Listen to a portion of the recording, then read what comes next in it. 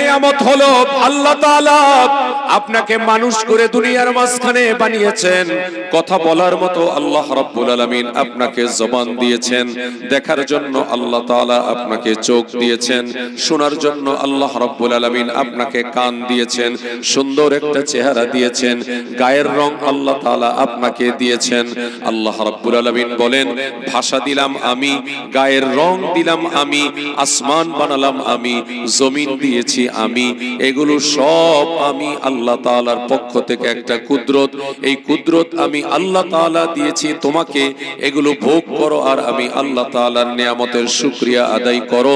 যে যেই পরিমাণে করবে আমি আল্লাহ তাআলা ওই পরিমাণে নিয়ামত তোমার আরো বাড়িয়ে দিব। বলুন সুবহানাল্লাহ।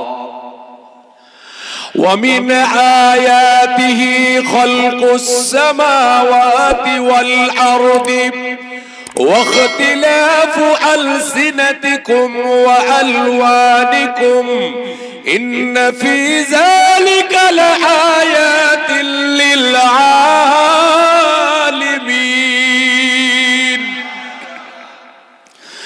আল্লাহ রাব্বুল আলামিন পবিত্র কুরআনুল কারীমের 30 নম্বর সূরা 21 নম্বর পারা 22 নম্বর আয়াত আল্লাহ তাআলা জানিয়ে দিচ্ছেন।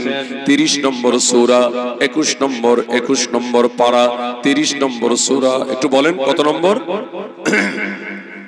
হ্যাঁ বলেন।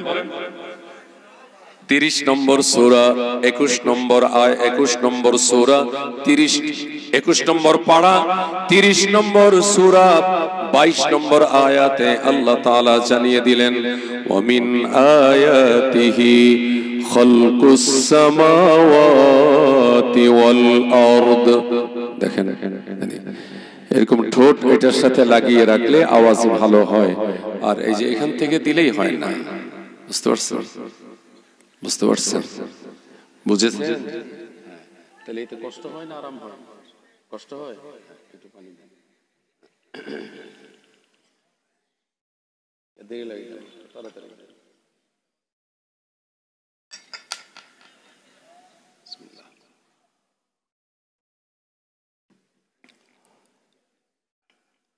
30 নম্বর সূরা 21 নম্বর পারা 22 নম্বর আয়াতে আল্লাহ তাআলা বলছেন, এই কথাটা খানিকটা পরপর বলেছেন, ওয়ামিন আয়াতিহি। নবী আপনি বলে দিন, সূরা রোম, নবী আপনি বলে দিন আমার যে নিদর্শন এর ভিতরে অন্যতম একটা নিদর্শন হলো আমি যে আকাশ তৈরি করেছি খুঁটি ছাড়া। আমার প্রাণের বন্ধুগণ, আমার বাবাজিরা, বর্ষাকালে যখন বৃষ্টি শুরু হয় একটা ছাতা ধরে তারপরে আপনি যান, এই ছাতাটাকেও ঠিক করে ধরে রাখার জন্য মাঝখানে একটা লাঠি আছে, কথা ঠিক কিনা? একটু হা না বলেন।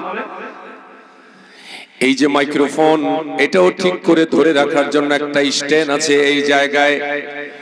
এই ক্যামেরাগুলো, মোবাইলগুলো, এই মিডিয়াগুলো ধরে রাখার জন্য এখানেও তিনটা করে পা আছে।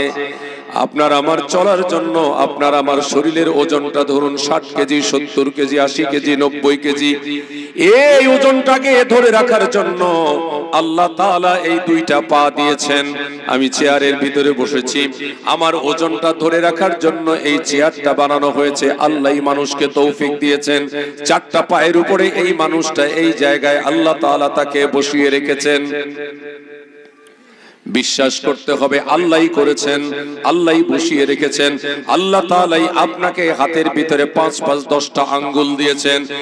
আমার প্রাণের বন্ধুগণ, নবীজি সাল্লাল্লাহু আলাইহি ওয়াসাল্লাম বলেছেন, হাতের আঙ্গুল, যে আঙ্গুলের নখগুলো যখন তুমি কাটবা, হাতের নখগুলো যখন তুমি কাটবে, এর ভিতরেও সুন্নত আছে। প্রথম তুমি এই নখটা কাটবে, আপনাদের এই যে ডান হাত, এই ডান হাতের শাহাদাত আঙ্গুল, এই নখটা আপনি প্রথমে কাটবেন, এই নখ কাটবেন, এটা প্রথম, এরপরে এটা, এরপরে এটা, এরপরে এটা, এই হলো 4টা আপনি কাটবেন। এটা হলো নখ কাটার সুন্নত। নখ কাটার যদি সুন্নত থাকে তাহলে মনে হয় চুল কাটার সুন্নত নাই। কি কথা বলেন? আছে? এটা হ্যাঁ না বলেন, আমি জীবন্ত কথা বলি, লাইভ। নখ কাটার সুন্নত আছে, চুল কাটারও সুন্নত আছে, দেখারও আল্লাহ তাআলা বিধান দিয়েছেন কোরআনুল কারীমে। যেদিক ইচ্ছা সেদিকেই তাকানো যাবে না, যা ইচ্ছা তাই বলা যাবে না, যা ইচ্ছা তাই খাওয়া যাবে না। কোনটা হালাল কোনটা হারাম এটা আপনাকে জানতে হবে। তাহলে একটু জেনে নিন। প্রথমে আপনি নখ কাটবেন, এই যে ডান হাত, এই ডান হাতের এই প্রথম এই আঙ্গুলের নখ কাটবেন, এটা আপনার সুন্নত। এরপর 2 নম্বর, তারপরে 3 নম্বর, তারপরে 4 নম্বর, এরপরে আপনি আসেন, এই হলো আপনার 6 নম্বর, এটা কাটবেন, তারপরে 7, এরপরে 8, এরপরে 9, এই 4টা আপনি কাটবেন। এই 4, 4-এর পরে 5, 5-এর পরে 6, 6-এর পরে 7, 7-এর পরে 8, 8-এর পরে 9, এরপরে এটা কাটবেন সর্বশেষ, এটাই হলো 10 নাম্বার। ঠিক এমনি ভাবে পায়ের নখগুলো কাটা, এটারও সুন্নত আল্লাহর নবী আমাদেরকে শিখিয়েছেন। প্রথমে কাটবেন একেবারে এই কর্নারে যেটি আছে এটি, তারপরে এটা, এরপরে এটা, এরপরে এটা। এই 4টা হয়ে যাওয়ার পর আপনি বাম পাশে চলে আসবেন, বাম পাশের এটা কাটবেন, তারপরে এটা, এরপরে এটা, এরপরে এটা, এরপরে এটা, এরপরে এই ডান পায়ের বড় আঙ্গুল এটা আপনি কাটবেন। এই হলো নখ কাটার সুন্নত। আমার প্রাণের বন্ধুগণ, আল্লাহ তাআলা আসমানকে খুঁটি ছাড়া বানিয়ে রেখেছেন, জমিনকেও আল্লাহ রাব্বুল আলামিন রুটির মতো। আজকে রাতে খেলাম, এই যে আসলে এখানে ওনার নাম কি জানি, নবীরুল, এই নবীরুল গাইন সাহেব, ওনার বাসায় খেয়েছি। আর দুপুরে এই আতাব গাইন সাহেব, ওনার বাসায় খেয়েছি। 2 বাসার খাবার জিভের ভিতরে জল চলে আসছে, মজা লেগে গেছে। মনে হলো যেন ঢাকায়, বাংলাদেশে আমি আমার ঘরে বসে আমি খাবার খাচ্ছি। আমার প্রাণের বন্ধুগণ, এই যে রুটি বানাচ্ছে মেয়েরা, ছেলেরা পরোটা বানায় দোকানে, এই রুটির মতো আল্লাহ তাআলা পুরো জমিনটাকে আল্লাহ তাআলা সমান করে দিয়েছেন। আল্লাহ রাব্বুল আলামিন বলেন, এটা আমার তৈরি, এটা আমার সৃষ্টি। আল্লাহ রাব্বুল আলামিন বলেন 30 নম্বর সূরা কোরআনুল কারীমের 21 নম্বর পারা সূরা রোম, সূরা রোমের 22 নম্বর আয়াতে আল্লাহ তাআলা জানিয়ে দিচ্ছেন, ওয়া মিন আয়াতিহি খালকুস সামাওয়াতি ওয়াল আরদ। আসমান আর জমিন এই দুইটাই আল্লাহ তাআলার সৃষ্টি। এর ভিতরে যা কিছু আছে একবার তুমি একটু দৃষ্টি দিয়ে দেখো, এগুলো অন্য কোনো মানুষের পক্ষে বানানো সম্ভব নয়। সুবহানাল্লাহ বলেন। ومن آياته خلق السماوات والأرض واختلاف ألسنتكم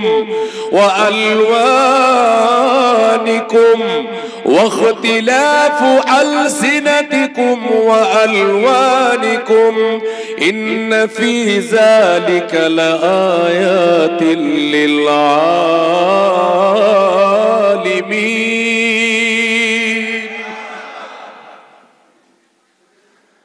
আসমান, জমিন, মানুষের ভাষা, ওয়াখতিলাফু আলসিনাতিকুম, এক এক জেলার মানুষ এক এক ভাষায়, এক এক ডিস্ট্রিক্টের মানুষ এক এক ভাবে কথাবার্তা বলে, ঠিক না?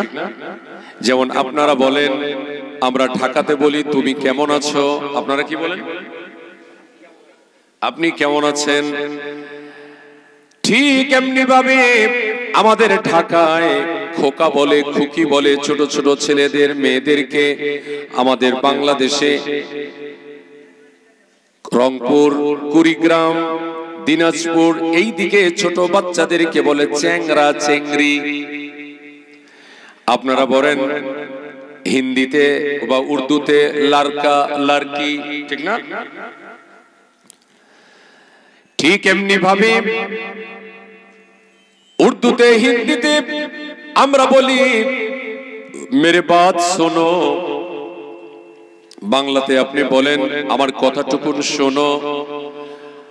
আমরা হিন্দি উর্দুতে বলি এধার সে যাও, বাংলাতে আমরা বলি এই দিক থেকে যাও। এই ভাষাগুলো এগুলো আল্লাহ তাআলার পক্ষ থেকে আল্লাহ রাব্বুল আলামিন দিয়েছেন। ৭,৩৭৪টি ভাষায় গোটা পৃথিবীর মানুষ কথাবার্তা বলে। সুবহানাল্লাহ বলে। সেই আল্লাহকে স্মরণ করা কি কোথায় যান? হ্যালো,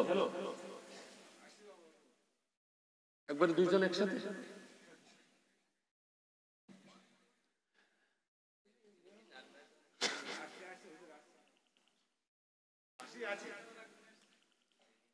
হ্যাঁ, দুজন গিয়েছে কিন্তু একজন বাবা আসছে, মুরব্বী। বলেন আলহামদুলিল্লাহ। আর একটু জোরে বলেন আল্লাহু আকবার। আল্লাহি আল্লাহ জিকির করো, আল্লাহি আল্লাহ জিকির করো, সুন্নত নবী মে রহা করো। আল্লাহি আল্লাহ জিকির করো, নবীজির প্রেমে দুরুদ পড়ো। जो मांगोगे पाओगे, नाम दब से लिया करो। अल्लाह ही अल्लाह। अल्लाह बनाया जिन्नो इंसान को उनकी इबादत करने को, भेजा है दुनिया में सभी को नेक भलाई करने को। बुरा काम न किया करो, बुरा काम न किया करो, रब के गुलामी में रहा करो।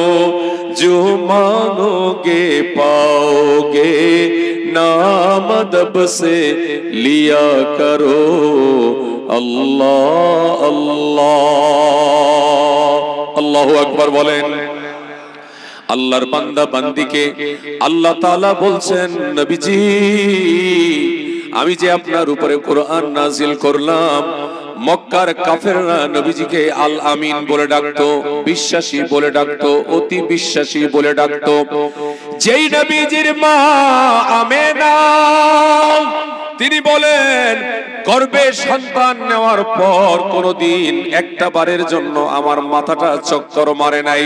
মেয়েরা বলে সন্তান গর্ভে আসলে বমি বমি ভাব হয়, কিন্তু মুহাম্মদকে গর্ভে সাল্লাল্লাহু আলাইহি ওয়াসাল্লাম যতদিন আমার গর্ভে মুহাম্মদ রাসূল আরবি সাল্লাল্লাহু আলাইহি ওয়াসাল্লাম ছিল, একটা দিনের জন্য মাথা ঘুরায় নাই, একটা দিনের জন্য আমি বমি করি নাই, একটা দিনের জন্য বিন্দু বিন্দু পরিমাণে কষ্ট হয় নাই।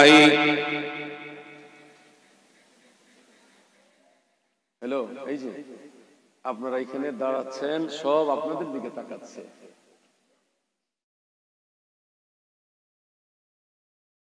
আমি ডিস্টার্ব পছন্দ করি না।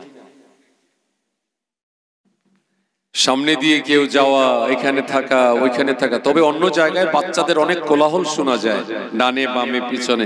আপনাদের এখানটা অনেক ভালো। কষ্ট হচ্ছে আপনাদের?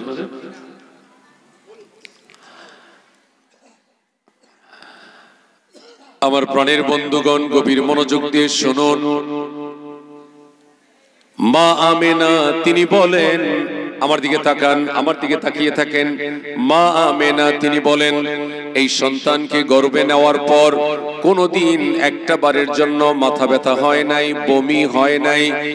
এমনকি এই সন্তান যখন দুনিয়াতে আগমন করবে সেই সময় আমার প্রসব ব্যথা বড় ধরনের কোনো আমাকে কষ্ট দেয় নাই, কোনো ব্লিডিং হয় নাই।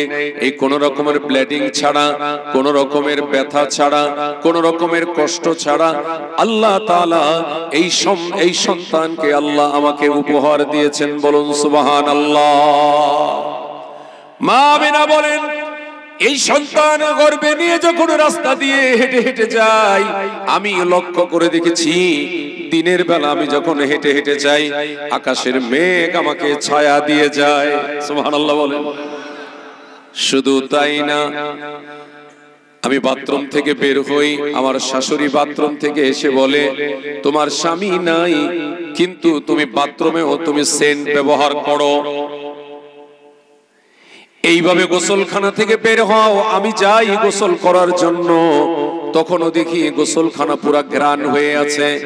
এই কথাগুলো যখন মা আমেনার শ্বশুর আব্দুল মুত্তালিবের কাছে যখন বললেন, শাশুড়ি যখন বললেন শ্বশুরের কাছে, এবারে মা আমেনাকে ডাক দিয়ে বলেন, আমেনা,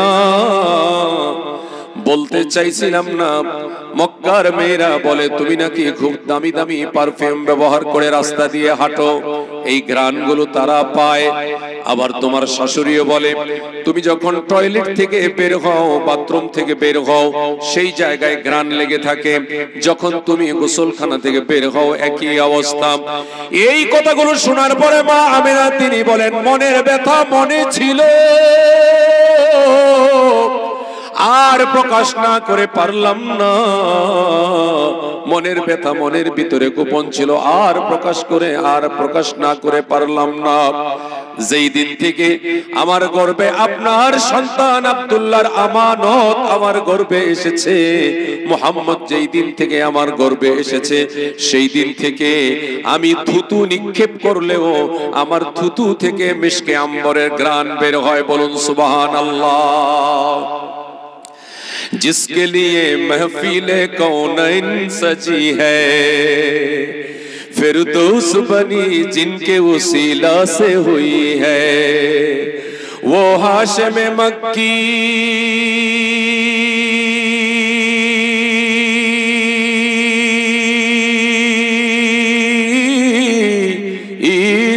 वो हाशिम मक्की मदनी उल अरबी है, ओ मेरा नबी तेरा नबी मेरा नबी है,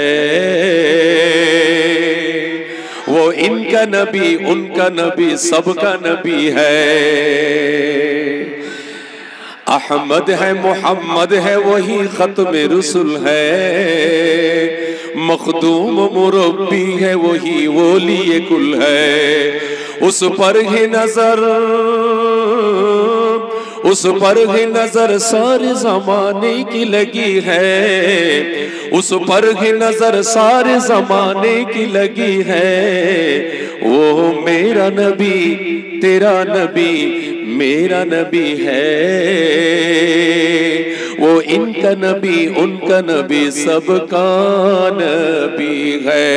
सल्लल्लाहु अला मुहम्मद सल्लल्लाहु पढ़ो अलैहि वसल्लम, सल्लल्लाहु अला मुहम्मद सल्लल्लाहु ওয়াসাল্লাম।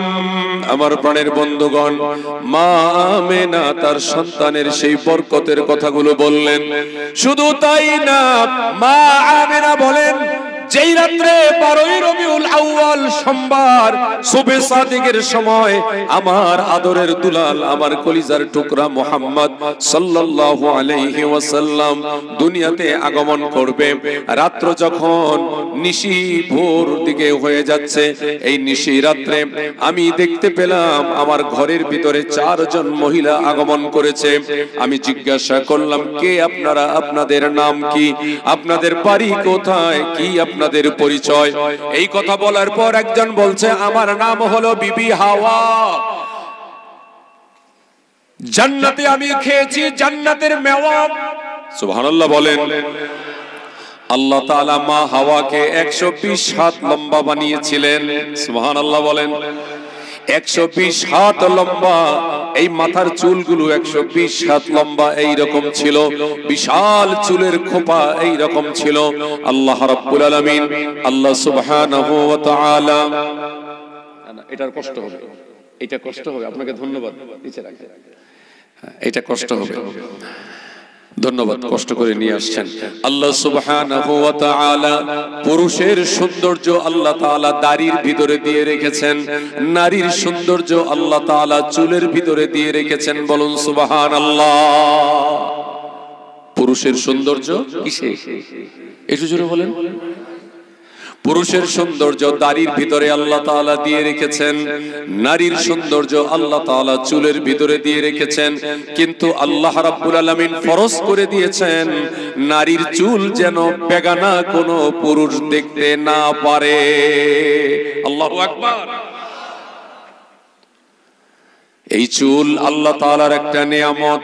50 বছর যদি একটা পুরুষ তার মাথার চুল না কাটে, অন্তত 4 থেকে 5 হাত লম্বা হয়ে যাবে। সুবহানাল্লাহ বলেন। আল্লাহ তাআলার কুদরত আপনি লক্ষ্য করে দেখুন, এই মাথার উপরে, এই মাথার ভিতরে যে চুলগুলো আল্লাহ তাআলা দিয়ে রেখেছেন, মায়ের গর্ভ থেকে আপনি চুলগুলো নিয়ে আসছেন নাকি দুনিয়াতে আসার পরে চুল হয়েছে? কথা বলেন। 13 ইঞ্চি জায়গা, মাত্র 13 ইঞ্চি জায়গা এখানে আপনি ছিলেন, মায়ের আমিও ছিলাম এই জায়গায়। এই 13 ইঞ্চি জায়গার ভিতরে আল্লাহ তাআলা আপনাকে এখানে রেখেছেন। আল্লাহ তাআলার কুদরতি হাত দিয়ে আপনার চেহারাটা বানিয়েছেন। সুবহানাল্লাহ বলেন। আল্লাহ রাব্বুল আলামিন আল্লাহর কুদরত, এই মায়ের গর্ভের ভিতরে সন্তানের মাথার চুল আল্লাহ তাআলা দিয়েছেন। এই চুলগুলো দেখুন মাথার উপরে এখানে আল্লাহ তাআলা সেটআপ করে দিয়েছেন। এই চুলগুলো এখানটায় হচ্ছে, গায়ের পশমগুলো হচ্ছে। একটাবার চিন্তা করবেন কি আপনি, আপনার এই মাথা এখান থেকে এই কপাল মাত্র 2 ইঞ্চি জায়গা, এই 2 ইঞ্চি জায়গার ভিতরে কিন্তু মাথায় যেমন বড় চুল, এই কপালের ভিতরে কোনো চুল নাই। এই কপালের নিচে খানিকটা নিচে এখানটায় দেখুন, এই চোখের উপরে ভ্রু আছে। মাথার চুল যেমন বড় হয়, 50 বছরে 5 হাত 5.5 হাত লম্বা হবে, কিন্তু এই 50 বছরে চোখের ভ্রুগুলো 1 হাতও লম্বা হয় না। হইছে? আল্লাহ তাআলা সূরা রুম 30 নম্বর সূরা 21 নম্বর পারায় বলছেন, এটাও আমার একটা নিদর্শন। ওয়া মিন আয়াতিহি আন খালাকা লাকুম মিন আনফুসিকুম আজওয়াজাল লিতাসকুনু ইলাইহা ওয়া জাআলা বাইনাকুম মাওয়াদ্দাতাও ওয়া রাহমা إن في ذلك لآيات لقوم يتفكرون وجعل بينكم مودة ورحمة إن في ذلك لآيات لقوم يتفكرون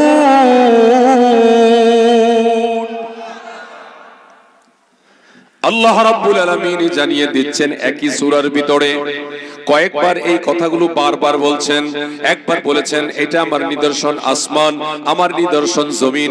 আবার আল্লাহ তাআলা এই আয়াতের ভিতরে বলছেন শোনো শোনো শোনো, ওয়া মিন আয়াতিহি আন খালাকা লাকুম, আল্লাহ তাআলার নিদর্শনের ভিতরে অন্যতম একটা সৃষ্টি, অন্যতম একটা নিদর্শন, অন্যতম আল্লাহ তাআলার একটা কুদরত, সেটা হলো আন খালাকা লাকুম মিন আনফুসিকুম, তোমাদের ভিতর থেকে তোমাদের আত্মার শান্তির জন্য আমি আল্লাহ তাআলা মেয়ে তৈরি করেছি, বিবি তৈরি করেছি।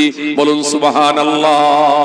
ওয়া মিন আয়াতিহি আন খালাকা লাকুম মিন আনফুসিকুম, তোমাদের ভিতর থেকে আমি আল্লাহ তাআলা তৈরি করেছি আজওয়াজা, বিবি তৈরি করেছি। কেন? লিতাসকুনু ইলাইহা, যেন ওই বিবির কাছে তুমি যখন যাবে, সান্নিধ্য যখন তুমি পাবে, তোমার আত্মার শান্তি তখন মিলবে। পরকীয়া প্রেমের ভিতরে কোনো শান্তি নাই। পরকীয়া প্রেমের ভিতরে আছে শুধুমাত্র ভোগান্তি, শুধুমাত্র লজ্জা, শুধুমাত্র অপমান, শুধুমাত্র নিজের ভিতরে একটা টেনশন, শুধুমাত্র হতাশা, শুধুমাত্র এই জায়গায় একটা অপমান। কি করলাম আমি? কেন আমার যৌবনটা তাকে দিয়ে দিলাম?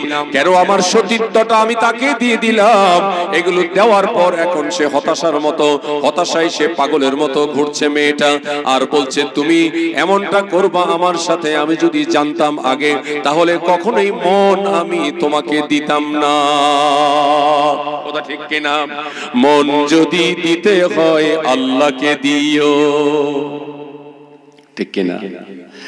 মন যদি দিতে হয় আল্লাহকে দিও, মন যদি দিতে হয় নবীকে দিও, মন যদি দিতে হয় মাকে দিও, মন যদি দিতে হয় বাবাকে দিও, মন যদি দিতে হয় বিবিকে দিও, মন যদি দিতে হয় কোরআনকে দিও, মন যদি দিতে হয় হাদিসকে দিও, মন যদি দিতে হয় মাদ্রাসাতে দিও, মন যদি দিতে হয় মসজিদেতে দিও, মন যদি দিতে হয় নামাজেতে দিও, মন যদি দিতে হয় দুরুদেতে দিও।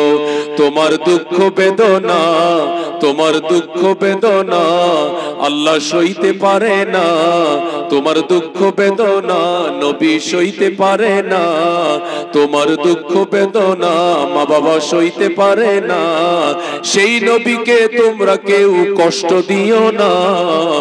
মন যদি দিতে হয় নবীকে দিও, মন যদি দিতে হয় আল্লাহকে দিও, ভালো যদি বাসতে চাও আল্লাহকে বাসো, ঠিক না? ঠিক না? ভ্যালেন্টাইন ডে 14ই ফেব্রুয়ারি, পহেলা ফাল্গুন ভালোবাসা দিবস পালন করলো গোটা পৃথিবীর মানুষ। এই ভালোবাসা দিবসকে অনেকেই তারা ঘৃণাও করেছে, কেননা তারা বলল আমরা মুসলমান, মুসলমান কখনোই সেন্ট ভ্যালেন্টাইনকে ফলো করতে পারে না, মুসলমান ফলো করবে তার নবীকে। কথা ঠিক কিনা? আমার ওপারে, আমার বাংলাদেশে, আমার এখানে প্রায় 100 কোটি টাকার উপরে ফুল বিক্রি হয়েছে, 100 কোটি টাকার উপরে ফুল বিক্রি হয়েছে ভালোবাসা দিবসে। একটা ফুলও আপনার 50, 60, 70 বছরের বাবা দাদা নানা ওনাদের কপালে এগুলো জোটে নাই। এই ফুল আসলো কার কাছে? 18 বছর, 20 বছর, 16 বছর, 13 বছর, 14 বছর, 19 বছর এই বয়সের ছেলে আর মেয়ে, তারা পার্কে যায়, তারা ব্রিজে যায়, তারা এখানে যায় সেখানে যায়, আর মনে করে এটা ভালোবাসা, এটা আমার বৈধ অধিকার। না না না, ভালোবাসা অধিকার এটা মুসলমানের জন্য বিয়ের পরে, এটা বিয়ের আগে বৈধ হতে পারে না। একটু জোরে বলেন কথা ঠিক কিনা? আল্লাহ রাব্বুল আলামিন কুরআনুল কারীমে জানিয়ে দিয়েছেন ওয়া জাআলা বাইনাকুম মাওয়াদ্দাতাও ওয়া রাহমা। স্বামী স্ত্রী যখন বৈধ হবে, স্বামী স্ত্রী বৈধ হতে হলে এখানে দেনমোহর লাগবে, এখানে আপনার বিবাহ রেজিস্টার কাজী লাগবে, এখানে একজন আলেম লাগবে বিয়ে পড়াবে, এখানে খুতবা থাকবে, এখানে সাক্ষী থাকবে, এখানে মুরব্বিরা থাকবে, এখানে ওলিমা হবে। ওলিমা কি হবে বুঝেন না মনে হয়? কি ওলিমা? ওলিমা, ওলিমা বুঝেন? বুঝেন না? আল্লাহ, ওলিমা হলো বিয়ে হয়ে যাওয়ার পর ছেলে তার বাড়ির লোকজন, বন্ধু বান্ধব, আত্মীয় স্বজন, মেয়ের বাড়ির লোকজন তাদেরকে দাওয়াত খাওয়াবে, এটার নাম হলো ওলিমা। এটার নাম কি? ওলিমা, বউ ভাত। এই বউ ভাত, এই বউ ভাত তো মেয়ের বাবা করে আপনারা জানেন, কিন্তু এই অনুষ্ঠানটা করবে ছেলের বাবা, ছেলের পক্ষ থেকে এটা করবে। কিন্তু আমরা বিবাহের সিস্টেমকে পরিবর্তন করে দিয়েছি। এখন মেয়ে আছে মানি ছেলে কিছুই দিবে না, মেয়ের বাবাই মোটরসাইকেল দিবে, নাউজুবিল্লাহ, মেয়ের বাবাই ফ্রিজ দিবে, নাউজুবিল্লাহ, মেয়ের বাবা একটা খাট দিবে, নাউজুবিল্লাহ, আবার ঘটক দিয়ে বলাচ্ছে শুধুমাত্র খাট দিবেন, খাটের ভিতরে একটা জাজিম লাগবে, তোষক লাগবে, এটা আবার কে দিবে? জাজিম আর তোষক দিবেন, বালিশ দিতে কিন্তু ভুল করবেন না। আরে খাট দিবেন, তোষক দিবেন, জাজিম দিবেন, বালিশ দিবেন, সঙ্গে কিন্তু লেপ লাগবে। এখন লেপের চলন চলে গেছে, এখন কম্বল লাগবে, মালয়েশিয়ান, ইন্দোনেশিয়ান এবং বাইরের সুইজারল্যান্ড, অস্ট্রেলিয়ার ভালো দামি ব্ল্যাঙ্কেট লাগবে, কম্বল লাগবে, মশারিটা দিতে কিন্তু ভুল করবেন না। যেই গরম পড়ছে, কিছুদিন পরে একটা এয়ার কন্ডিশন স্টেশন একটা এসিও কিন্তু দিয়ে দিতে হবে। আর মোটর সাইকেল দরকার নাই, ছেলেটা যেহেতু বড় শিক্ষিত, চেষ্টা করবেন একটা সুজুকি অল্টো অথবা সেন্টু অথবা একটা 4 চাকা ভালো দিতে হবে। এই জাতীয় সব চাপ আপনি মেয়ের বাবার উপরে দিয়ে দিলেন। মেয়ের বাবা বলে, মেয়েটাকে এত বছর লেখাপড়া করালাম, আবার এখন বিয়ে দেওয়ার সময়ও বিশাল বড় একটা বাজেট, এটার নাম হলো যৌতুক। এই যৌতুক ইসলামে দেওয়া নেওয়া দুইটাকেই হারাম করে দিয়েছে। তবে খুশি হয়ে যদি আপনি ছেলেকে দেন আর ছেলেও যদি খুশি হয়ে মেয়েকে দেয়, তবে দেনমোহর দিবে, এটা হলো ফরজ। এই দেনমোহরের ভিতরে কোনো রকমের ছলচাতুরি করা যাবে না। কিসের ভিতরে? কিসের ভিতরে? বাবা একটু কথা বলে। দেনমোহর, এই দেনমোহরের ভিতরে, দেনমোহরের ভিতরে আপনি কোন রকমের ছলচাতুরি করতে পারবেন না। আপনি দেনমোহর 1 লক্ষ টাকা, 2 লক্ষ টাকা, 50,000 টাকা, যেটাই আপনি নির্ধারণ করেছেন সেটাই আপনাকে আদায় করে দিয়ে এরপরে টাচ করা, এটা হবে আপনার জন্য হালাল। আল্লাহ রাব্বুল আলামিন তাই তো জানিয়ে দিলেন, একজন আরেকজনের বুকের ভিতরে আমি আল্লাহ তাআলা ভালোবাসা তৈরি করে দিয়েছি। ওয়াজআলা বাইনাকুম মাওয়াদ্দাতাও ওয়া রাহমা, একজন আরেকজনকে ভালোবাসে, রহমত দিয়ে দিয়েছি। একজন আরেকজনের ভিতরে আমি ভালোবাসা দিয়েছি, বিসর্জন দিয়েছি, স্যাক্রিফাইস দিয়েছি, উলফত দিয়েছি, রেসপেক্ট দিয়েছি, শ্রদ্ধা দিয়েছি। আমি একজন আরেকজনকে মহব্বত করে, একজন আরেকজনকে সম্মান করে, শুধু তাই না আমানত পর্যন্ত রক্ষা করে। এজন্য নবীজি সাল্লাল্লাহু আলাইহি ওয়াসাল্লাম বলেছেন, আল মারআতু إذا صلت خمسها وأحسنت فرجها وصامت شهرها وأطاعت بعلها فليدخل الجنة من أي باب شاءت। سبحان الله বলেন, أو كما قال عليه الصلاة والسلام বলেন, আল্লাহর নবী ইরশাদ করেন, যদি মেয়েরা 4টা কাজ করতে পারে, জান্নাতের যে কোনো দরজা দিয়ে তারা ঢুকতে পারবে, কেউ তাদেরকে বাধা দিবে না। কয়টা দরজা? 8টা দরজা। কাজ কয়টা? কয়টা? একটু জোরে বলেন, একটু কষ্ট হইতেছে আপনাদের কথা বলতে, একটু জোরে বলেন, কয়টা কাজ? কয়টা কাজ? 4টে কাজ। এই 4টা কাজ যদি কোনো মহিলা করতে পারে, জান্নাতের 8টা দরজা তার জন্য খোলা আছে, যে কোনো দরজা দিয়ে সে প্রবেশ করতে পারবে মহিলারা। 1 নাম্বার হলো, সেই মেয়েটা যদি ঈমান আনে আর নামাজ পড়ে। আল মারআতু ইযা সাল্লাত খামসাহা, এই মহিলাটা যখন 5 ওয়াক্ত নামাজ আদায় করবে, এই 5 ওয়াক্ত নামাজ যখন আদায় করবে,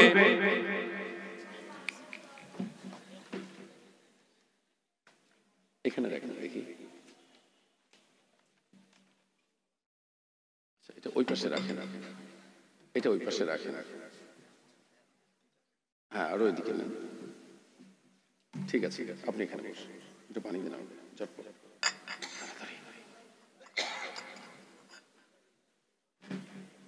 দেখি, এটা লুজ কেন? তো উনি তো এটার 12টা বাজায় দিয়ে গেছে, ঠান্ডা হয়েছে না?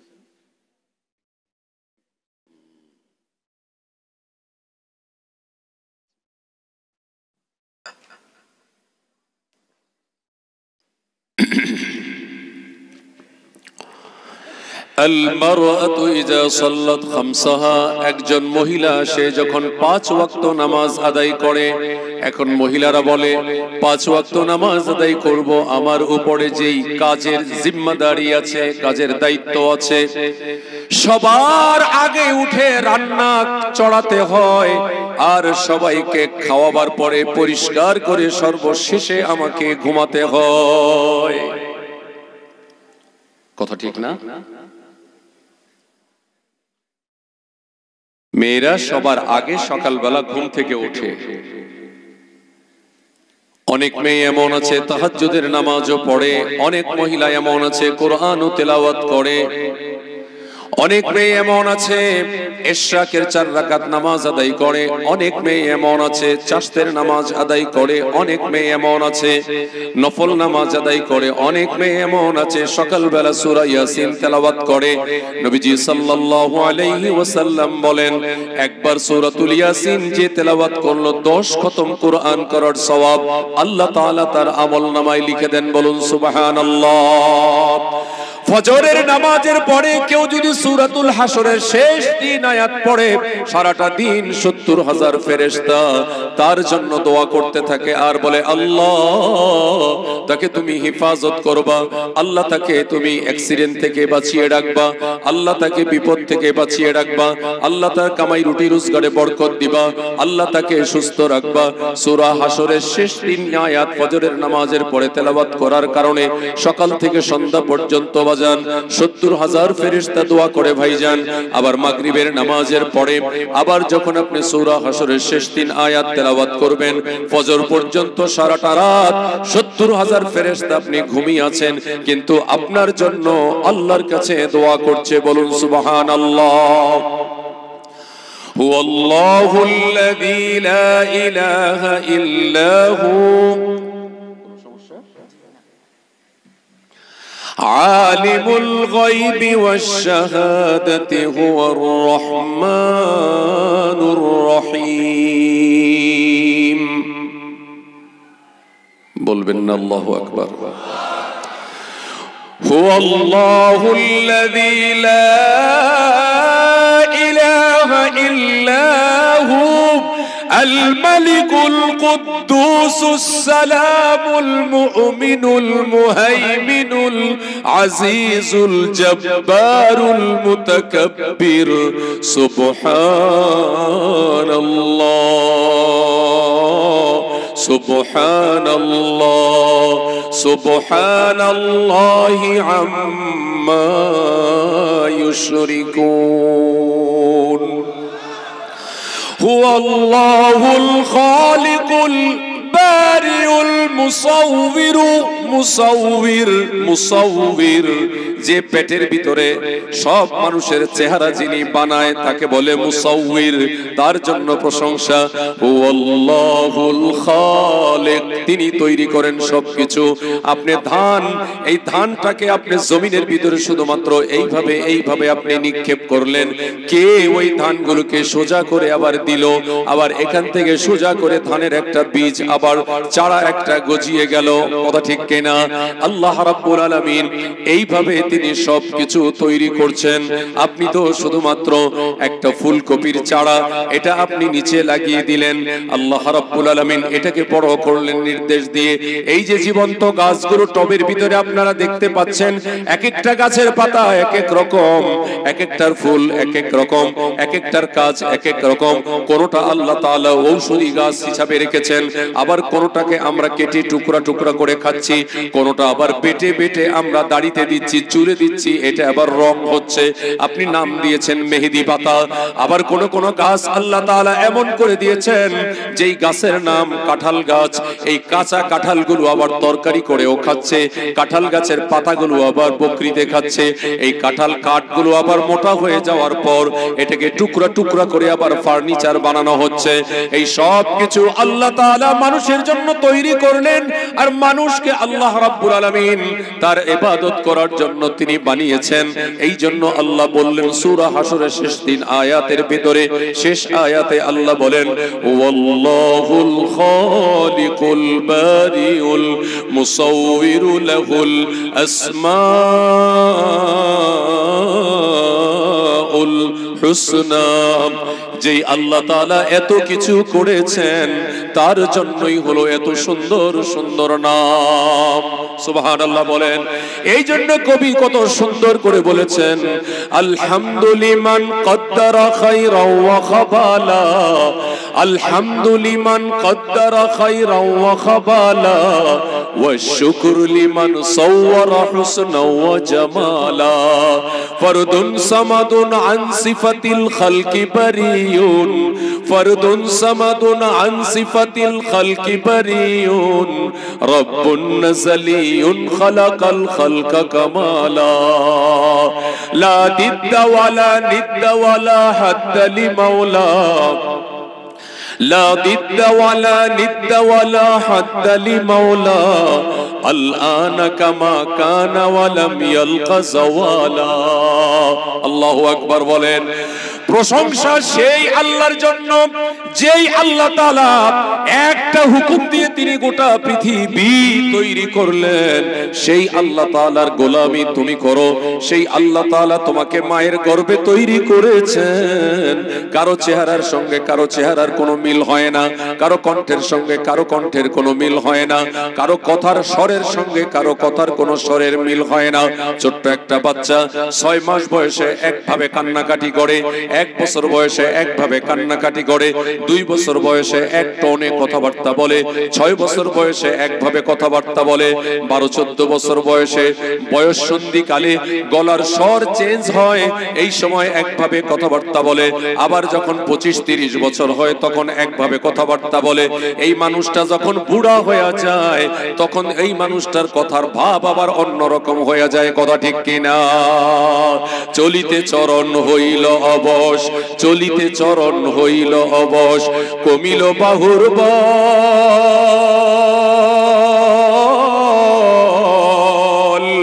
অতীতে কাহিনী হইল স্মরণ, নয়নে আসিল জল, জড়তা মগ্ন হইল রসনা, জড়তা মগ্ন হইল রসনা, বাত নাই সরমুখে, সকলি সাহস কমিয়া আসিল, ভীতি ভরা শুধু বুকে। এ দেহে মনে কত না শক্তি, কত না সাহস ছিল,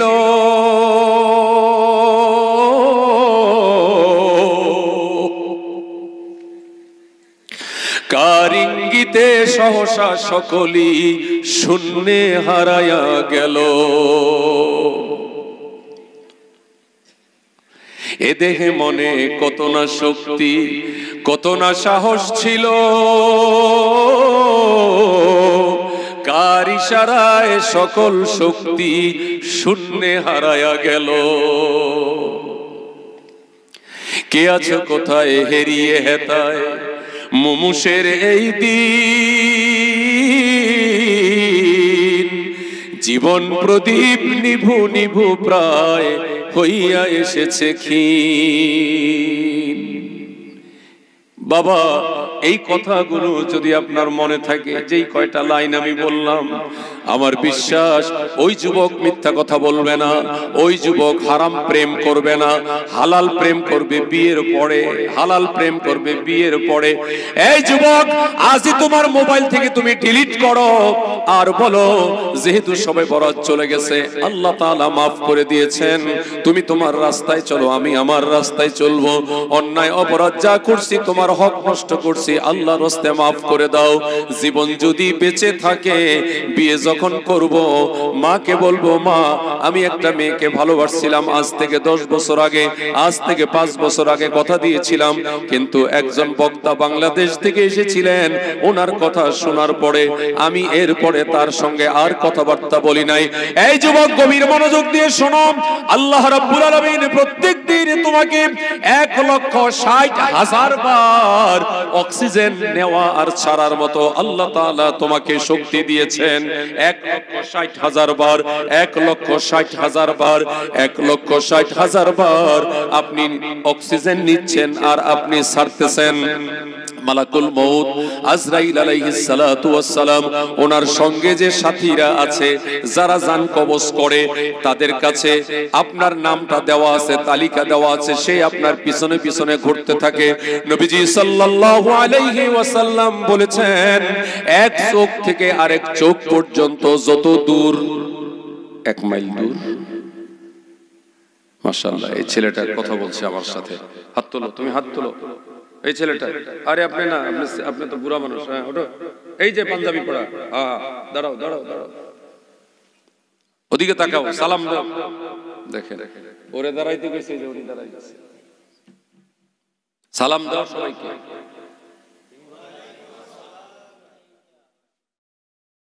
ওকে, বসো বসো বসো। এই ছেলেটা আমার সঙ্গে কথার উত্তর দিয়েছে, আমি খুশি হয়েছি। আল্লাহ তাআলা এই ছেলেটাকে কবুল করুন। আপনারা বলুন আমিন। হ্যাঁ, আর একটু জোরে বলেন আমিন। আল্লাহ সুবহানাহু ওয়া তাআলা মালাকুল মউত একজন বানিয়েছেন, আজরাইলকে। এই আজরাইলের অনেকগুলো আপনার সদস্য আছে। যেমন আপনাদের এই ভাঙর, এখানকার থানার নাম কি? কাশীপুর, গাজীপুর, কাশীপুর। এই কাশীপুর থানায় একজন মনে করুন অধিকর্তা আছেন। আমরা আমাদের ঢাকার ভাষায় আমরা বলি ওসি। আপনারা কি বলেন? এই কাশীপুর থানায় একজন ভারপ্রাপ্ত দায়িত্বশীল আছেন, ওসি যাকে আপনারা বলেন। ঠিক একটা থানার ভিতরে একজন, তিনি হলেন বড় অফিসার। তার অধীনে আরো অন্তত 20 জন, 25 জন, 50 জন আছে বাবা। ঠিক এই রকম একজন হলেন মালাকুল মউত, আজরাইল আলাইহিস সালাম। ওনার এই রকম অনেক সদস্য আছে। পৃথিবী ভরা যত মানুষ, এত পরিমাণে ওনার সদস্য আল্লাহ তাআলা বানিয়ে রেখেছেন। সেই মালাকুল মউত আপনার পিছনে পিছনে আছে। দুইটা চোখের মাঝখানে যেমন এক হাতও দূর নেই, 1 মাইলও দূর নেই। আল্লাহর নবী বলেন, এক চোখ থেকে আরেক চোখ পর্যন্ত যতটুকু কাছাকাছি, এর চাইতেও বেশি কাছে মালাকুল মউত তোমার কাছে। বলুন আল্লাহু আকবার। কে আছো কোথায় হেরিয়ে হেতায় মুমুষের এই দিন, জীবন প্রদীপ নিভু নিভু প্রায় হইয়া এসেছে ক্ষীণ। জীবন প্রদীপ, জীবন প্রদীপ, এটা কি? কে বলছে? কে বলছে? জীবন প্রদীপ নিভু নিভু নিভে যাচ্ছে, আর দাঁড়াবার মতো সুযোগ নাই। একটা সময় ছিল কি দৌড় প্রতিযোগিতায় আগে আগে চলে যেত, কিন্তু সেই মানুষটা এখন 95 বছর বয়স, 80 বছর। এই মানুষটা এখন আর বাজারেও যেতে পারে না, চাও খেতে পারে না, দোকানেও আড্ডা মারতে পারে না। কিন্তু এই মানুষটা 15 কেজি 30 কেজি এই কাঁধের ভিতরে ভার করে এই রকম লাঠি দিয়ে হাট পর্যন্ত চলে গেছে। আমি আজকে কোথায় নামলাম? ঘটকপুকুর। এই জায়গায় আমি নেমে একটা ডাব খেয়েছি। এই ডাব যেই সাইকেলে করে যেই মুরব্বি নিয়ে আসলেন, জিজ্ঞেস করলাম বাবা কত? 60 টাকা। কিনেছেন কত করে? 35 টাকা। 35 টাকা করে কিনেছেন, 60 টাকা বিক্রি করছেন। আমি বললাম এত পার্থক্য? আমাকে বললেন বাবু এই ডাবটা বড়, আপনি দেখুন। এবারে যে আমি 35 টাকা করে কিনেছি, ঠিক এই সাইকেলে করে তিনি কতগুলো ডাব মহল্লা থেকে, গ্রাম থেকে কেটে কেটে তারপরে তিনি নিয়ে এসেছেন। এখন থেকে এই মুরব্বি আরো 20 বছর পর গাছে উঠতে পারবে না, আর এই সাইকেলে প্যাডেল মেরে সে আর ঘটকপুকুর পর্যন্ত আসতে পারবে না। আপনাদের ভিতরে মুরব্বী যারা এখানে বসা আছেন, যাদের বয়স 65, 70, 85, 90 বছর, 80 বছর, 80 বছর, 75 বছর, এই মুরব্বীদেরকে আপনি এখন যদি বলেন আপনি 20 কেজি মাল এখান থেকে নিয়ে যাবেন, আপনাকে 100 রুপি দেওয়া হবে। উনি বলবে এখন তো আমি 2 কেজি হাতে নিতে পারি না, আমার হাতে শক্তি নাই, এখন এই পা ভালো করে উঁচু করে আমি গাড়িতে বসবো, এই শক্তিটা পর্যন্ত আমার পায়ের ভিতরে এখন না। এ দেহে মনে কত না শক্তি, কত না সাহস ছিল, কার ইশারায় সকল শক্তি শূন্যে হারায়া গেল, কার ইশারায় সব হারিয়ে গেল। এই জন্য যুবকদেরকে বলবো মসজিদে আসো, জালসায় আসো, নামাজে আসো, মা বাবার খেদমত করো। এই যুবক তুমি একটা বার খেয়াল করে দেখছো কিনা তোমার পায়ের যে জুতোটা তুমি পরছো, আমার দিকে লক্ষ্য করো। তুমি শোনো, এই পায়ের জুতোর দিকে লক্ষ্য করে দেখো, তোমার পায়ের জুতোটার দাম অন্তত 400 টাকা, 450 টাকা, 500 টাকা। আর তোমার বাবা আর তোমার মায়ের পায়ের জুতার দিকে একটু লক্ষ্য করে দেখো, প্লাস্টিকের স্যান্ডেল, প্লাস্টিকের জুতা মাত্র 120 টাকা, মাত্র 110 টাকা অথবা 80 টাকা, 90 টাকা। তোমার বাবার পায়ের গোড়ালিটার দিকে তুমি একটু লক্ষ্য করে দেখো, কত জায়গা দিয়ে ফেটে গেছে। আর তোমার এই পা যেন না ফেটে যায়, তুমি মেরিল ব্যবহার করো। তোমার চুলগুলো সুন্দর রাখার জন্য শ্যাম্পু ব্যবহার করো। ত্বকটা ঠিক রাখার জন্য ময়শ্চারাইজার ব্যবহার করো, ফেয়ার এন্ড লাভলি ব্যবহার করো, কত রকমের ক্রিম তুমি ব্যবহার করো। কিন্তু বাবার গেঞ্জিটার দিকে একটাবার লক্ষ্য করো, বাবার পাঞ্জাবি আর শার্টের দিকে লক্ষ্য করো, বাবার শরীরের দিকে লক্ষ্য করো, আরে বাবার কাঁধের দিকে একবার একটু লক্ষ্য করে দেখো, এই জায়গাটায় কত মোটা দাগ হয়ে গেছে। আরে তোমার জন্য কষ্টের উপরে কষ্ট করলো এই দুইটা মানুষ, একজন হলো মা আর একজন হলো বাবা। কষ্টের উপরে কষ্ট, কষ্টের উপরে কষ্ট।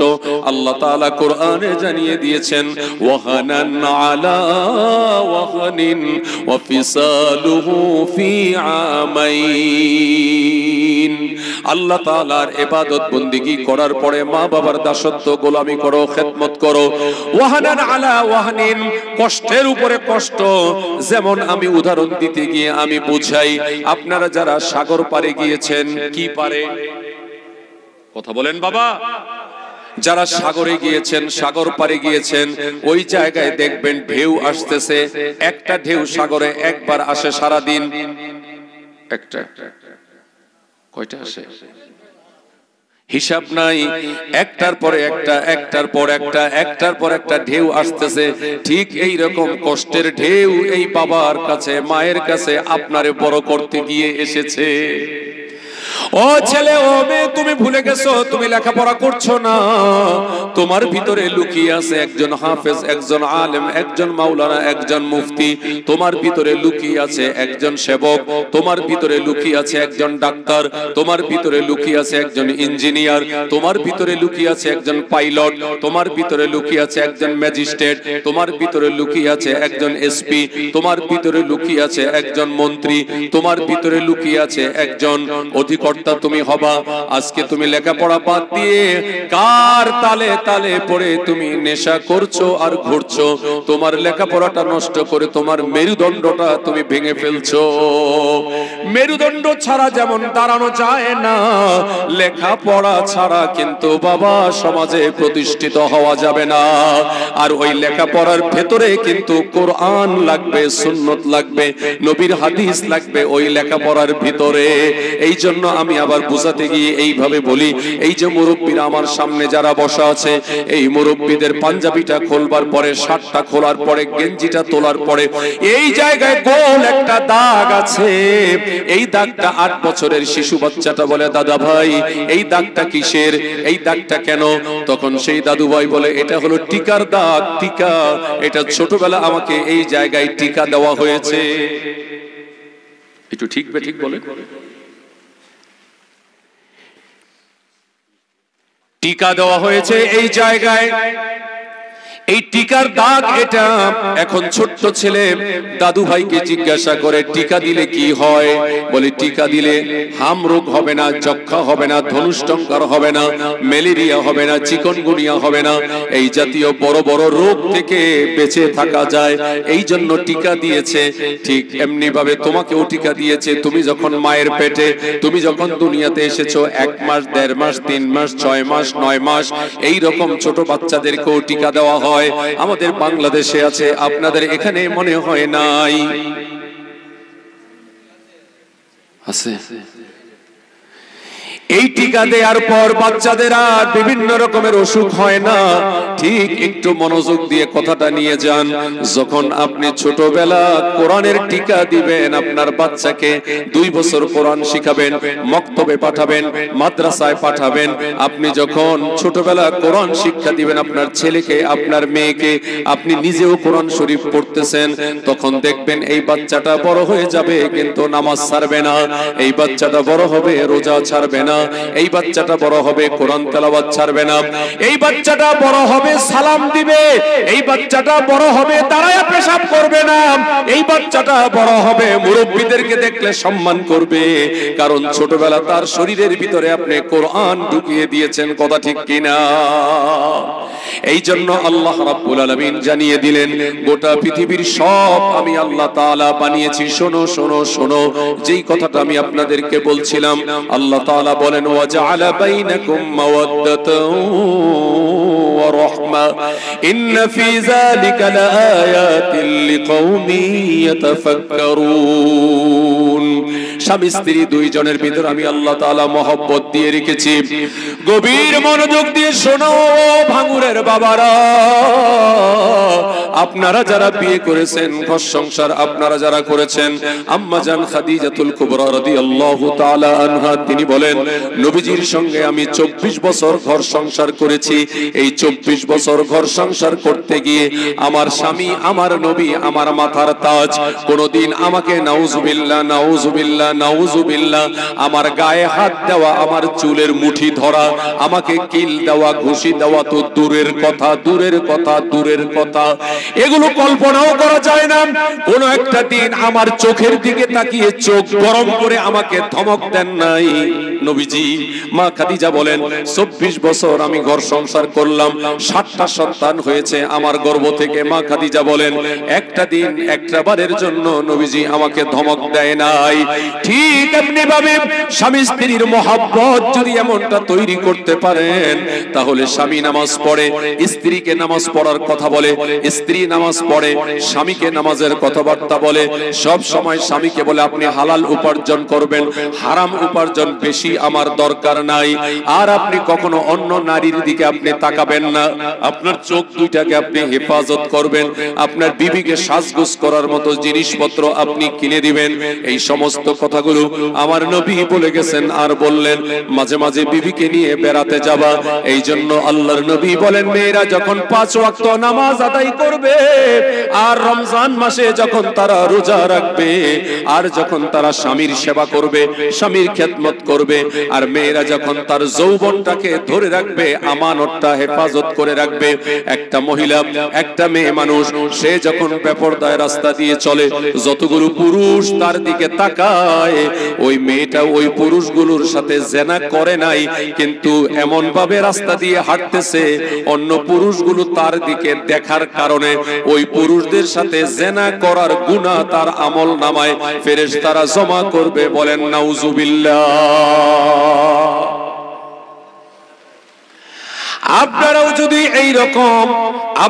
যদি এই রকম ভাবে কোন মেয়েদের দিকে আপনারা তাকান হারাম ভাবে, এই রকম শাস্তিটা কিন্তু আপনাদেরও কাদের উপরে চলে আসবে। এই জন্য আল্লাহ রাব্বুল আলামিন সূরা আল ইমরান কোরআনুল কারীমের 3 নম্বর সূরা 25 নম্বর আয়াত আমি আপনাদের খেদমতে তেলাওয়াত করেছি খুতবার ভিতরে। আল্লাহ তাআলা বলেন ফাকাইফা ইযা জামানাহুম লিয়াউমিল্লা ريب فيه وأوفيت كل نفس ما كسبت وهم لا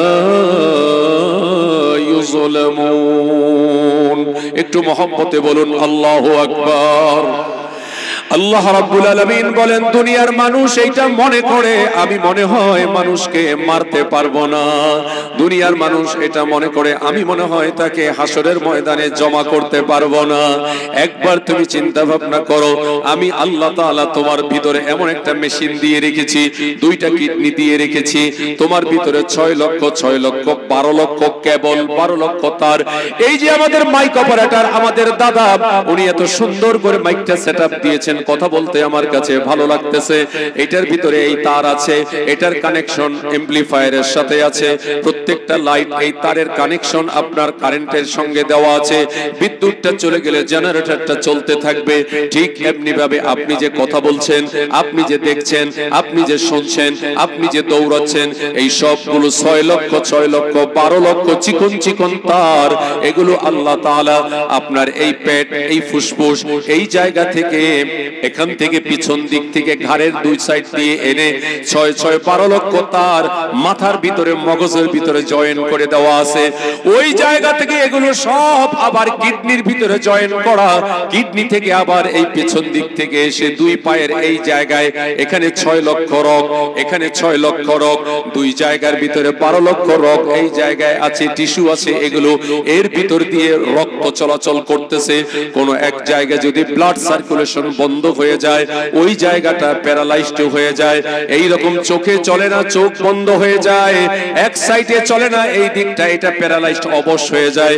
এরপরে ওই মানুষটা পাগলের মতো ডাক্তারের কাছে ছুটে বেড়ায়। এই জন্য আল্লাহ তাআলা বলেন, দেখো দুনিয়ার মাঝখানে আমি আল্লাহ তাআলা তৈরি করলাম, আমি আল্লাহ তাআলা আবার এগুলোকে শেষ করতেছি। তুমি একটু দেখো, লক্ষ্য করে। ইখরিজুল হাইয়া মিনাল মাইয়িতি ওয়া ইখরিজুল মাইয়িতা মিনাল হাইয়ি ওয়া ইহয়িল আরদা বা'দা মাউতিহা ওয়া কাযালিকা তুখরাজুন। ইখরিজুল হাইয়া মিনাল মাইয়িতি ويخرج الميت من الحي ويحيي الأرض بعد موتها وكذلك تخرجون। একটু জোরে বলা যাবে না আল্লাহু আকবার? একই সূরা, এই সূরার ভিতরে আল্লাহ রাব্বুল আলামিন 19 নম্বর আয়াতে আল্লাহ তাআলা বলছেন, 19 নম্বর আয়াত, 30 নম্বর সূরা, 21 নম্বর পারা, সূরা রুম, এই সূরার ভিতরে 19 নম্বর আয়াতে আল্লাহ তাআলা বলছেন, ইখরিজুল হাইয়া মিনাল মাইয়িতি, আমি মৃত থেকে আমি জীবিত আমি তৈরি করি, ওয়া ইখরিজুল মাইয়িতা মিনাল হাই, আমি আবার মৃত থেকে আমি আবার জীবিত বের করি। এরপরে আল্লাহ বলেন, ওয়া ইউহয়িল আরদা বা'দা মাউতিহা, এবং মৃত জমিনকে আমি আল্লাহ তাআলা আবার জীবিত আমি করে দেই। আল্লাহ তাআলা বলেন, ইউহয়িল ওয়া ইউহয়িল আরদা বা'দা মাউতিহা ওয়া কাযালিকা তুখরাজুন।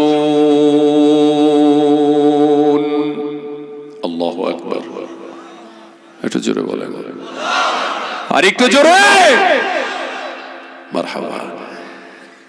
ওয়ায়ুহয়িল আরদা বা'দা মাউতিহা ওয়া কাযালিকা তুখরাজুন। শোনো, মরা থেকে জীবিত, জীবিত থেকে মরা, এরপরে আমি মৃত জমিনকে আমি আবার জীবিত করতেছি। ঠিক এই রকম আমি আল্লাহ তাআলা তোমাদেরকে আবার আমি জীবিত করব।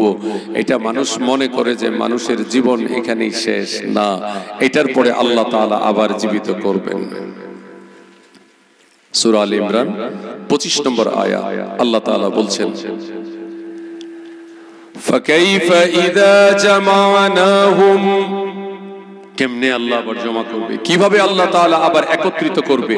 আল্লাহ বলেন, লিয়াউমিল লা রাইবা ফি, ওই দিন সব জমা করা হবে, কোনো সন্দেহ নাই। ওই দিন জমা করা হবে, কোনো সন্দেহ নাই। যেমনি ভাবে বাচ্চারা পরীক্ষা দাও, কুইজ পরীক্ষা দিয়েছো, 20 মার্কে পরীক্ষা হয়েছে, এরপরে 80 মার্কে পরীক্ষা হয়েছে, মার্চ মাসে পরীক্ষা হলো, এরপরে আবার আগস্ট মাসে পরীক্ষা হয়েছে, এরপরে আবার নভেম্বর মাসে পরীক্ষা হলো। একবারে বছরের শুরু থেকে বার্ষিক পরীক্ষা পর্যন্ত যত পরীক্ষা তুমি দিয়েছো সব পরীক্ষার ফল একসাথে জমা করে বছর শেষ এই ফলটা প্রকাশ করা হয়। কথা ঠিক কিনা? ঠিক এমনি ভাবে আপনি দোকানদার, সারাটা দিন আপনি বেচা কিনা করছেন, এই বেচা কিনা করার পর আপনার ক্যাশ বাক্সে যেই টাকাগুলো আপনি রেখেছেন এই টাকাগুলো আপনি এখন হিসাব করতেছেন। অটো চালায়, ভ্যান চালায়, গাড়ি চালায়, টোটো চালায়, এরপরে সারাদিন পর এখন ওই ডিব্বার ভিতর থেকে, বাক্সের ভিতর থেকে টাকাগুলো বের করে এরপর সে গুনছে। মাছের দোকানদার টাকা গোনে, ধানের দোকানদার টাকা গোনে, সবজির দোকানদার টাকাগুলো গোনে। ঠিক এমনি ভাবে হিসাব শেষে নিচ্ছে, আর তখন সে বুঝতে পারছে কি দেওয়ার কথা ছিল, কি আমি পেয়েছি। কথা ঠিক কিনা? যেই পরিমাণে আপনি ধান বাজারে নিয়ে গেলেন, যেই পরিমাণে সবজি বাজারে নিয়ে গেছেন, সেই সবজিগুলো বিক্রি করার পর এই সবজির টাকা কি পরিমাণে হয়েছে তখন আপনি চিন্তা করেন 6 মাস পর্যন্ত সবজি বিক্রি করলাম, এত টাকা হয়েছে। এবার আবার চিন্তা করে এই 6 মাসে যত সবজি বিক্রি করলাম, এই সবজি করতে গিয়ে কি পরিমাণে সার দিয়েছি, কি পরিমাণে বীজ দিয়েছি, কি পরিমাণে পানি দিয়েছি, কি পরিমাণে লোক লেগেছে, এই সব দেওয়ার পরে কত বিক্রি করলাম, কত আসলো, কত টাকা লাভ হলো, কত টাকা লস হলো। এইটা যেমন একেবারে স্পষ্ট আর সত্য, ঠিক আমাদের জীবনটাও 9 বছর, 10 বছর, 11 বছর, 12 বছর থেকে আপনার নেক আমল লেখা শুরু হয়ে গেছে, একেবারে মৃত্যু পর্যন্ত এটা চলতে থাকবে। ওই মৃত্যুর পরে হিসাবের খাতাটা আপনার খোলা হবে। এই জন্যই শুরুতে বলেছিলাম, বাংলাদেশের টাকা ভারতে চলে না, ভারতের টাকা বাংলাদেশে চলে না। এই রকম দুনিয়ার মাঝখানে নেক আমল না করলে কবরে যাওয়ার পর হায় হায় কোম্পানি করতে হবে।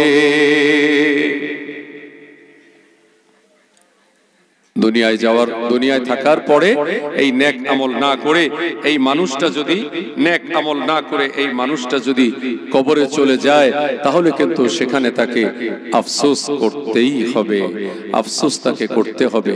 এই জন্য সেই আফসোস করার আগে যেন আমরা আমলটা সুন্দর করি, করার জন্য আল্লাহ তাআলা নবী পাঠিয়েছেন, কোরআন দিয়েছেন। মা আমিনা বলছেন 4 জন মহিলা আমার ঘরের ভিতরে আগমন করলো।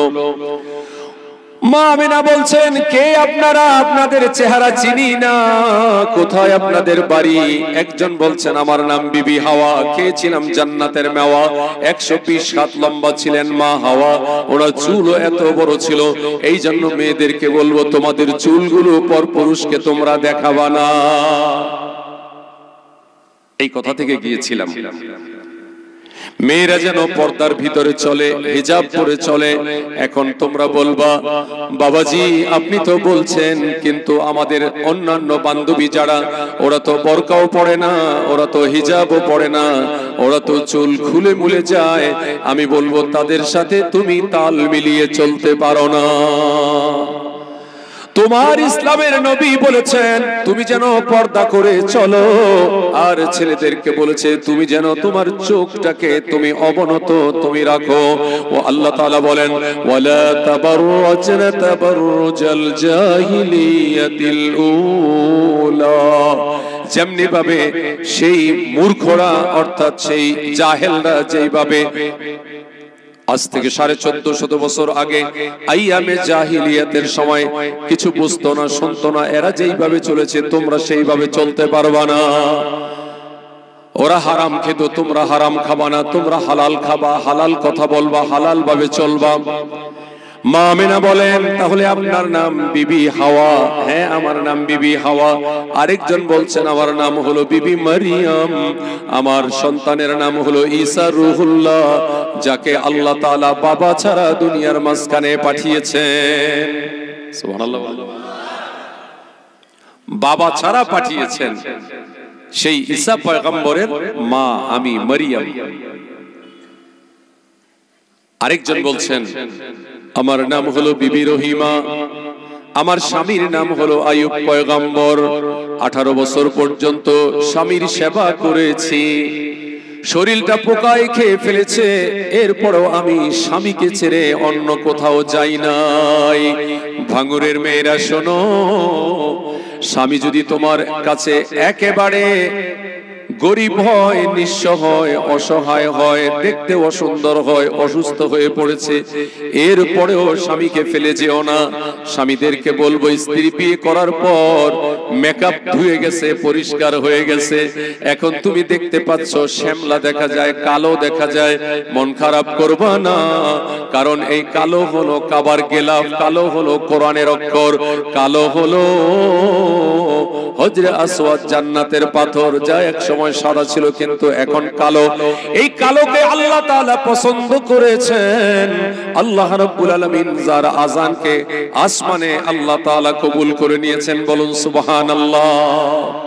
সেই বেলাল রাদিয়াল্লাহু তাআলা আনহু কালো ছিলেন, এই জন্য বিবি কালো বলে তাকে তুমি ঘৃণা করবা না। আজকে দুনিয়াতে হয়তো কালো, কিন্তু ইবাদত করে যদি দুইজন তোমরা জান্নাতে যেতে পারো, তাহলে আল্লাহ তাআলা তোমাদেরকে সুন্দর এমন বানিয়ে দিবেন, যেই সুন্দর দুনিয়াতে তোমরা দেখে শেষ করতে পারো নাই। আসল অরিজিনাল সুন্দর আল্লাহ তাআলা জান্নাতে রেখেছেন, বলুন সুবহানাল্লাহ। আসল সুন্দর আল্লাহ তাআলা জান্নাতে তৈরি করে রেখেছেন। মা লা আইনুন রাআত ওয়ালা উযুনুন সামিআত ওয়ালা খাতার আলা কলবি বাশার, এমন আল্লাহ তাআলা বানিয়ে রেখেছেন, কোন চোখ এটা দেখেনি, কোন কান এটা শোনেনি, কোন অন্তর সেটা চিন্তা করেনি। এই পুরস্কার আল্লাহ তাআলা তৈরি করে রেখেছেন। ওই পুরস্কার নেওয়ার জন্য দুনিয়াতে আপনাকে কষ্ট করতে হবে। একটু কষ্ট হলেও মনোযোগ দিয়ে আমার কথাটা আপনি শুনুন।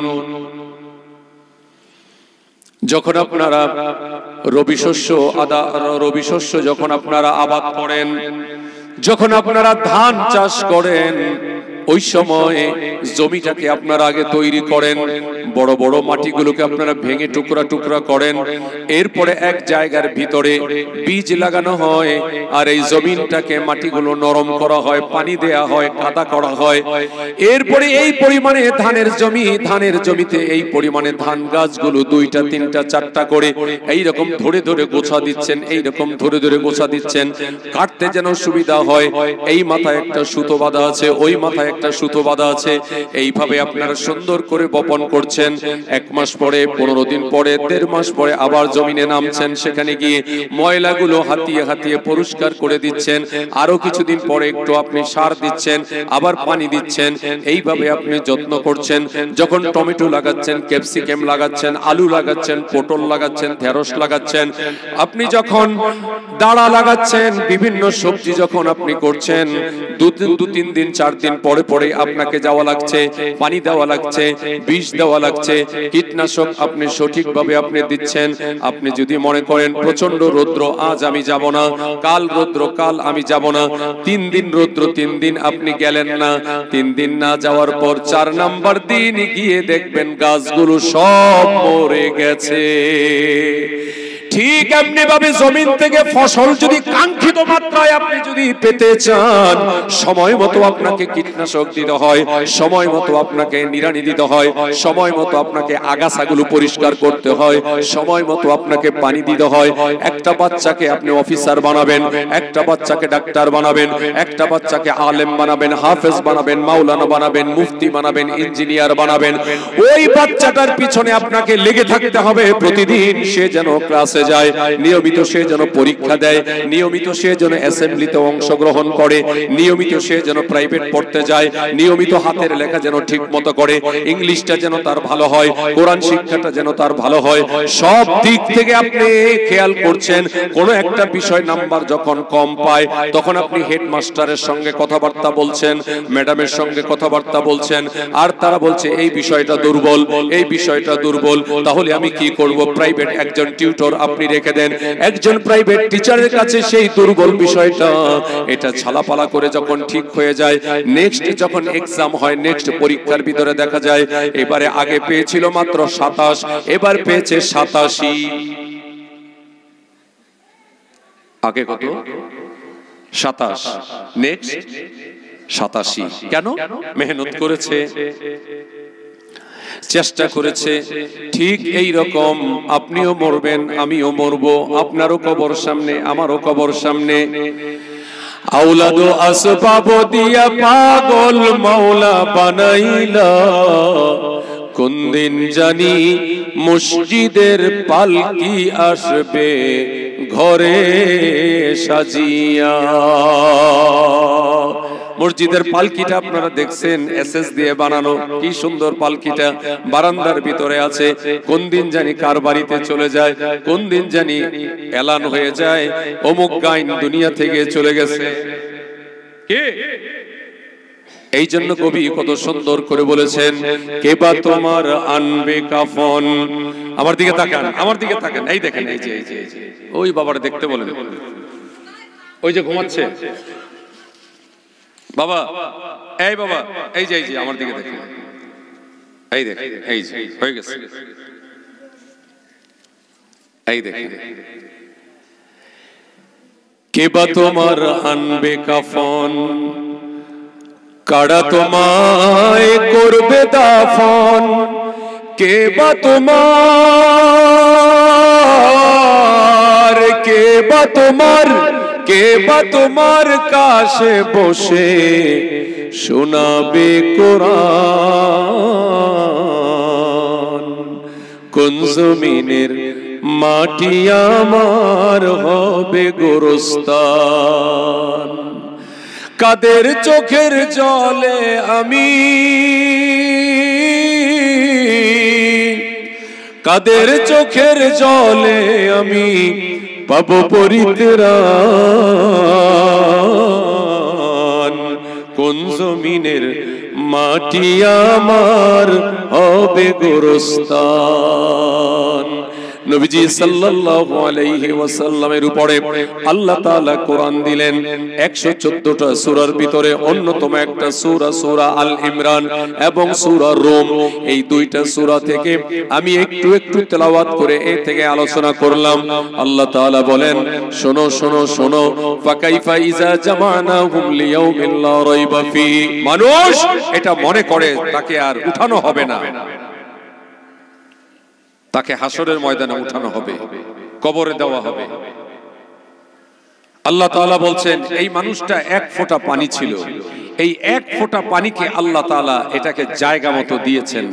দেওয়ার পরে এই জায়গায় কিছুদিন থাকার পরে এই এখানে আল্লাহ তাআলা সুন্দর একটা চেহারা দিয়েছেন, চুল দিয়েছেন। বলছিলাম যে একটা মানুষ যদি চুল না কাটে, পুরুষ 50 বছর অন্তত 5 হাত লম্বা হবে চুল, কিন্তু এই চুল এই কপালের নিচে আপনার এখান থেকে মাত্র 2-2.5 ইঞ্চি এই জায়গাটার ভিতরে আপনার আল্লাহ তাআলা একটা চুল এই ভ্রু দিয়েছেন, এইটা আপনার বড় হচ্ছে না। গায়ের পশমগুলো এগুলো কিন্তু এই পরিমাণে বড় হচ্ছে না, পুরোটা শরীরে পশম এগুলো কিন্তু এই পরিমাণে বড় হচ্ছে না। একই জমিন, এই জমিনের ভিতরে আপনি আলু লাগিয়েছেন, এই জমিনে ফুলকপি লাগিয়েছেন, এই জমিনে আপনি টমেটো লাগিয়েছেন, এগুলো আপনার কিন্তু বড় হচ্ছে, কিন্তু একই দেহ, এই দেহের ভিতরে পশম ভরা আছে। আল্লাহ তাআলা এটাকে বড় করতেছেন, এটাকে আল্লাহ তাআলা ছোট করে আল্লাহ হুকুম দিয়ে রেখেছেন। হুকুমটা কার? এই আদেশটা কার? আল্লাহ। সেই আল্লাহ রাব্বুল আলামিন বলেন, শোনো শোনো শোনো, আমি সব তোমাদেরকে আবার জমা করতে পারবো, লিয়াউমিল লা রাইবা ফি, এর ভিতরে বিন্দু পরিমাণে কোনো সন্দেহ নাই। ওয়া উফিয়াত কুল্লু নাফসিম মা কাসাবাত, যে যেমনটা করছো তাকে তেমনটা আবার দিয়ে দেওয়া হবে। এটার উপর আমাদের আলোচনা। যে যেমনটা করছো সে তেমনটা পেয়ে যাবা, যে যেমনটা করছো সে তেমনটা পেয়ে যাবা। আপনি শার্ট পরেছেন, আপনি পাঞ্জাবি পরেছেন, এই পাঞ্জাবির মাপ দিয়েছেন আপনি টেইলার্সে, যখন আপনি মাপ দিয়েছেন ওই সময় লম্বাটা আপনি এই টাকনুর উপরে না দিয়ে আপনি এই পর্যন্ত দিয়েছেন। পাটা উঁচু করেছি, মাফ করে দিবেন। আপনার এই পাঞ্জাবিটা একটু দাঁড়ান, আসেন। এই যে আপনাদের হাফেজ সাহেব, মুয়াজ্জিন সাহেব, ইমাম সাহেব, ওনারই যে পাঞ্জাবিটা দেখতে পাচ্ছেন হাঁটুর নিচে আছে কিন্তু টাকনুর উপরে।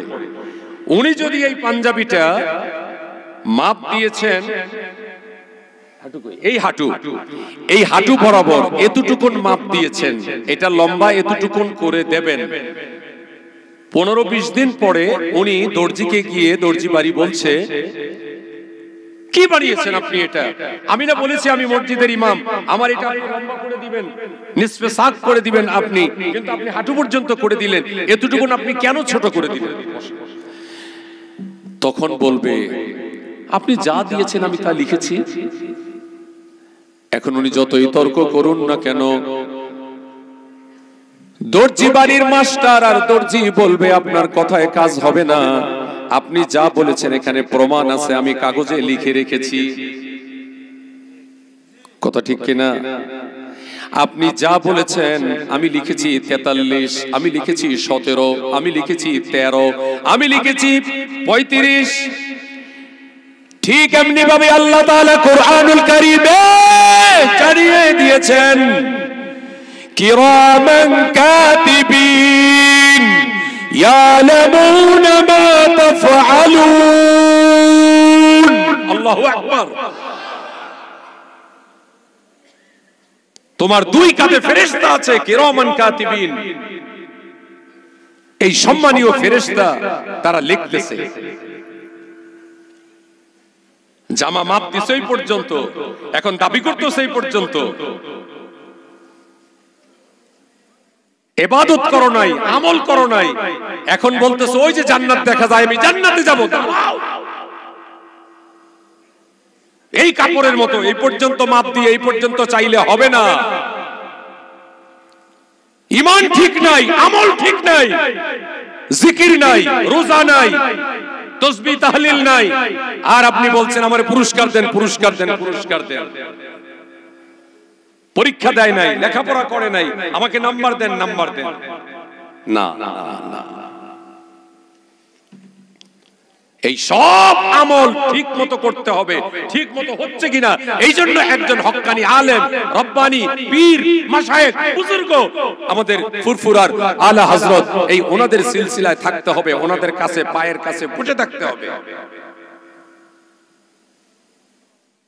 ওনারা যেই নসিহত দিচ্ছেন এগুলো মানতে হবে, এদিক দিয়ে দেওয়া আর এদিক দিয়ে বের করা না। বড় বড় আলেমদেরকে আপনারা বছরে বছরে আনতেছেন, কিন্তু পরিবর্তন কি হচ্ছেন আপনি আপনি আপনি মনকে জিজ্ঞাসা করেন। এবং আজকে যে আমি বলেছি একটু চিন্তা করেন, এইভাবে আপনার দিন চলবে না। জড়তা মগ্ন হইল রসনা, বাত নাই সরমুখে, সকলি শক্তি কমিয়া গেল, ভীতি ভরা শুধু বুকে। জিহ্বার মজা আগের মতো নেই, জড়তা মগ্ন হইল রসনা। এই জিহ্বকে রসনা বলা হয়েছে। কত কিছু আপনি আগে খেতে পারতেন, এখন শুধুমাত্র যাও যাও চিনেন, যাও চিনেন, এখন শুধুমাত্র পোলার চাল দিয়ে, এই যে পোলাও চাল যেটা আছে, আতপ চাউল, এটাকে একটু পানি আর লবণ দিয়ে এরপরে আপনাকে খাবার দিচ্ছে, এটাকে যাও বলে। পাতলা পায়খানা হলে এটা খায়। কিন্তু আপনি এমন একটা মানুষ, এত বড় একটা কুরবানিতে গরুর হাড্ডি, এটা আপনি চিবিয়ে চিবিয়ে এখান থেকে গোশত বের করে খেয়েছেন। এই হাড্ডির মাঝখানে যে মগজ ছিল, এটাকেও আপনি এইভাবে এইভাবে এইভাবে আপনি বের করে তারপরে আপনি নেহারি খেয়েছেন, মগজ খেয়েছেন। কিন্তু এখন শুধুমাত্র আপনি লবণ ছাড়া, হলুদ ছাড়া, মরিচ ছাড়া, সামান্য এতটুকুন চাউল, এটাই আপনি খান। জিহ্বার মজা এখন চলে গেছে বাবা। জড়তা মগ্ন হইল রসনা, বাত নাই সরমুখে। এখন আর আগের মতো ইলিয়াস ইব্রাহিম বিক্রমপুরী বক্তব্য দিতে পারে না। আগে আপনি ধমক দিতেন, এই জায়গা থেকে বহুদূর পর্যন্ত চলে যেত। আগে একটা সময় ছিল, এখন থেকে 35-40 বছর আগে সন্তানরা মা বাবাকে ভয় করত, সন্তানরা মা বাবাকে ভয় করত। যদি শুধুমাত্র শুনতো এটা বাবা আসতেছে, থরথর করে কাঁপতো, পড়তে বসে যেত। আর এখনকার অবস্থা এমন হয়ে গেছে, এখন মা বাবা সন্তানকে ভয় পায়। কথা ঠিক কিনা? এখন মা বাবা সন্তানকে ভয় পায়, এখন আপনার কথাবার্তা শুনতে চায় না, কারণ এই সন্তানকে আপনি কোরআনের টিকা দিতে পারেন না। এই জন্য কোরআনের টিকা আপনার সন্তানকে আপনি ছোটবেলায় দিয়ে দেন, তাহলে এই সন্তানটা আপনার মৃত্যুর পরে জানাজার নামাজের ইমামতি করবে আর বলবে, রব্বিরহামহুমা কামা রব্বায়ানি সগীরা। তোমার জানাজাতে ইমাম হবে তোমার ছেলে, তোমার জানাজাতে ইমাম হবে তোমার ছেলে। রব্বিরহামহুমা বলে কাঁদবে চোখের পানি ফেলে। সেই সুযোগটা তোমার বেলায় হতে তুমি দিও। এই পৃথিবীর বুকে বাবা জান্নাত কিনে নিও। বাবা তোমার একটি ছেলে মাদ্রাসাতে দিও, মা গো তোমার একটি ছেলে মাদ্রাসাতে দিও। এই পৃথিবীর বুকে মা গো জান্নাত কিনে নিও। আমিন বলেন। এই ছেলেরা আপনার জন্য দোয়া করবে, মেয়েগুলোকে আপনি কোরআন শিক্ষা দেন। ফজরের নামাজের পরে সূরা ইয়াসিন তেলাওয়াত করবে, মাগরিবের নামাজের পরে সে সূরা ওয়াকিয়া তেলাওয়াত করবে। আমার প্রাণের বন্ধুগণ, আল্লাহ তাআলা বলছেন হাসরের ময়দানে সবাইকে আল্লাহ তাআলা আবার জমা করবেন এই জায়গায়। ধান খেয়েছো ঘুঘু যাবা কোথায়? ধান খেয়েছো ঘুঘু যাবা কোথায়? মায়ের পেট থেকে দুনিয়াতে এসেছো, কবর ছাড়া অন্যদিকে যাওয়ার কোনো রাস্তা নাই।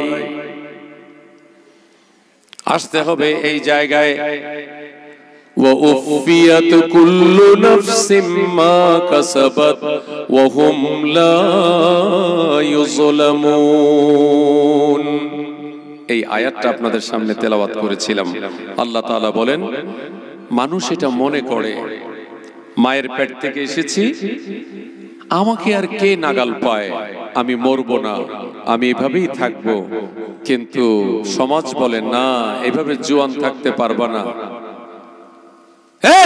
আরে ওই দিন দেখলাম তুমি জোয়ান মানুষ, আজকে বুড়া হয়ে গেলা। বলে হ্যাঁ মাঝখানে ভাই, আপনি তো 30 বছর দেশের বাইরে ছিলেন, এই জন্য আপনি আমাকে চিনতে পারতেছেন না। একটা গাছ, আম গাছ, কাঁঠাল গাছ, লিচু গাছ, পেয়ারা গাছ, জাম গাছ, জামরুল গাছ আপনি লাগিয়েছেন, এই ছোট্ট একটা চিকন, 6 মাস পরে একটু বড়, 1 বছর পরে আর একটু লম্বা, আর একটু ডালপালা বেড়েছে। 2 বছর, 3 বছর, 4 বছর, 5 বছর, 10 বছর, 15 বছর, 20 বছর পরে ওমা গাছ এত মোটা হয়ে গেছে। ঠিক এইরকম ছোট্ট ছিলেন, এখান থেকে আস্তে আস্তে এখানে, এখান থেকে আস্তে আস্তে দুনিয়ায়, এরপর আস্তে আস্তে দুনিয়াতে আসলেন খোকা বাবু। খোকা বাবু, এই খোকা বাবু আস্তে আস্তে শিশু বাবু, এই শিশু থেকে আস্তে আস্তে স্কুলে, মাদ্রাসায়, এরপর লেখাপড়া শেষ করার পরে বিয়ে করতেছে, বিয়ে করার পরে আবার বাচ্চা হয়ে গেল, এই বাচ্চা আস্তে আস্তে বড় হয়ে যাওয়ার পর তাকে আবার বিয়ে দিছে, এখন সে দাদা হয়ে শ্বশুর হয়ে গেছে, শ্বশুর হওয়ার পরে আস্তে আস্তে এখন দাদা হয়ে গেছে, দাদা হওয়ার পরে চুল দাড়ি সাদা, ওনার নাম দাদা, এরপর আস্তে আস্তে ওনার হাত পড়ে আছে এইভাবে, এখন এই যে নাক দিয়ে মাসি যাচ্ছে এইটাও সরাইতে পারে না, অথচ সব সময় টিস্যু ব্যবহার করত, আতর ব্যবহার করত, কিন্তু এই মানুষটা হাত এইভাবে পড়ে আছে, আর আপনার নাকে মুখে মাসি যাচ্ছে, নড়াতে ছড়াতে পারে না, হাটে বাজারে যায় না। বলে উনি কোথায়? বলে উনি তো বিছানায় পড়ে গেছে। অথচ আপনি সেই দিনের শিশু বাচ্চা। কি ঠিক না? এটা হলো বাস্তব, এটা হলো বাস্তব। এই জন্য যৌবন কালটা হলো ইবাদতের পারফেক্ট সময়। ওই যে বলেছিলাম, অতীত কাহিনী হইল স্মরণ, নয়নে আসিল জল। বয়স চলে যাওয়ার পরে এখন আপনি ওনাকে বলতেছেন 15 কেজি 15 কেজি 30 কেজি নিয়ে ভাঙুর বাজারে আপনি যান, বলবে মাপ চাই, দোয়া চাই। এখন 2 কেজিও নিতে পারবো না, কারণ আমার পায়ে হাতে এখন আর শক্তি আগের মতো নাই, নেই, আগের মতো শক্তি নাই। আমি কথা বলে শেষ করছি, সেটি হলো 1:45 বাজে আমার ঘড়িতে, বাংলাদেশ সময় 1:15। আর না, এত রাতে পারি না আমি। নবীজি সাল্লাল্লাহু আলাইহি ওয়াসাল্লামের একটা হাদিস তেলাওয়াত করেছি, হাসরের ময়দানে রোজা এবং কোরআন সুপারিশ করবে। রোজা এবং কোরআন সুপারিশ করবে হাসরের ময়দানে। ইয়াকুলু সিয়ামু আয় রাব্বি মানাতুহু বিত-তাআমি ওয়াশ-শাহাওয়াত। এই ছেলেরা ভালো করে শোনো, মেয়েরা ভালো করে শোনো, এটা হতে পারে তোমাদের জীবনের শেষ রমজান মাস। রমজান মাসে একটা নফল আদায় করবা, অন্য মাসে একটা ফরজ। রমজান মাসে একটা ফরজ আদায় করবা, অন্য মাসে 70টা ফরজ আদায় করার সওয়াব পেয়ে যাবা। ও কত দূরে বসছেন, কে সামনে আসেন।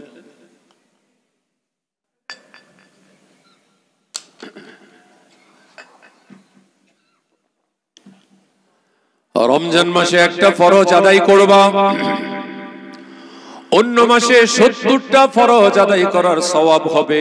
নবীজি বলেছেন, এটা মমতা ব্যানার্জির কথা না, এটা ইলিয়াস ইব্রাহিমের কথা না, এটা আপনাদের খতিবের কথা নয়, এটা হলো আল্লাহর নবীর কথা। সেই নবীজি রমজান মাস আসার আগে 2 মাস আগে আল্লাহর কাছে দোয়া করছেন, আল্লাহুম্মা বারিক লানা ফি রজব ওয়া শাবান ওয়া বাল্লিগনা রমাদান। আল্লাহ রজব মাস আর শাবান মাস এই 2 মাসের বরকত দেন, আর রমজান মাস পর্যন্ত আপনি আমাকে পৌঁছে দিন। আল্লাহর নবী বলেছেন, আর রজবু শাহরুল্লাহ, রজব হলো আল্লাহর মাস, ওয়া শাবানু শাহরি, শাবান হলো নবীর মাস, রমাদান শাহরু উম্মতি, রমজান মাস হলো নবীর উম্মতের মাস। উম্মতের মাস আপনাদের। ফসল যখন কাটার সময় হয়, ওই সময় যদি বলেন আমি একটু ঘটকপুকুর যাচ্ছি বেড়াবার জন্য 1 সপ্তাহ, আর অন্যরা বলছেন এখন তুমি যেও না, এখন ফসল কাটতে হবে, ফসল কেটে ঘরে তুলতে হবে, কারণ এই 3 মাস আমরা ফসলের অপেক্ষায় ছিলাম, এই ফসল তুলবো আর হাসবো, কারণ এখন আমাদের ফসল ঘরে তোলার সময়। ঠিক এমনি ভাবে রমজান মাস ইবাদত করার সময়, রমজান মাস কোরআন তেলাওয়াত বেশি করে করার সময়, কারণ রমজানে আল্লাহ তাআলা কোরআন নাজিল করেছেন। রমজান মাসে আল্লাহ তাআলা নফলকে ফরজ করে দেন, একটা ফরজকে 70টা করে দেন। রমজান মাসে আল্লাহ তাআলা এমন একটা রাত রেখেছেন, যেই রাতের ইবাদতের মর্যাদা 83 বছর 4 মাসের চাইতেও বেশি ফজিলত। একটা মাত্র রাতের ইবাদত, এই একটা রাত পেতে হলে আপনাকে 5টা রাত আপনাকে কষ্ট করতে হবে। 21 রমজান, 23 রমজান, 25 রমজান, 27 রমজান, 29 রমজান, এই 5টা বেজর রাত্রির ভিতরে আল্লাহ তাআলা লাইলাতুল কদর রেখেছেন। কোরআনুল কারীমে আল্লাহ তাআলা বলেন, লাইলাতুল কদরি খায়রুম মিন আলফি শাহর। বলেন আল্লাহু আকবার। লাইলাতুল কদরের একটা রাত মাত্র 11 ঘন্টা, এই একটা রাতের ইবাদতের সমান হলো 83 বছর 4 মাস। ওই রাতে আল্লাহ তাআলা সাগরের পানিকে আল্লাহ তাআলা মিষ্টি করে দেয়, ওই রাতে সমস্ত গাছপালাগুলো সেজদায় পড়ে থাকে, ওই রাতে আল্লাহ তাআলা ঝিনুকের ভিতরে মুক্তা পয়দা করে দেয়, ওই রাতে আল্লাহ তাআলা আগামী একটা বছর কোন মানুষটা বাঁচবে, মরবে, ছেলে হবে না মেয়ে হবে, ব্যবসায় উন্নতি, অগ্রগতি, সমৃদ্ধি, সুখ, এই মানুষটার সবকিছু আল্লাহ তাআলা শবে কদরের রাতে ফয়সালা করেন। শবে বরাতের রাতে এটা খসড়া হয়, এটা বিল আকারে এটা উত্থাপন করা হয়, এটা মঞ্জুর হয় শবে কদরের রাতে। এই জন্য আপনারা চিন্তা করতেছেন আগামী জলসা থেকে আমরা করব, আরো 10 বছর পরে করব, আরেকটু এনজয় করে নেই, আরেকটু ফুর্তি করে নেই, আরেকটু উল্টা পাল্টা কিছু করে নেই।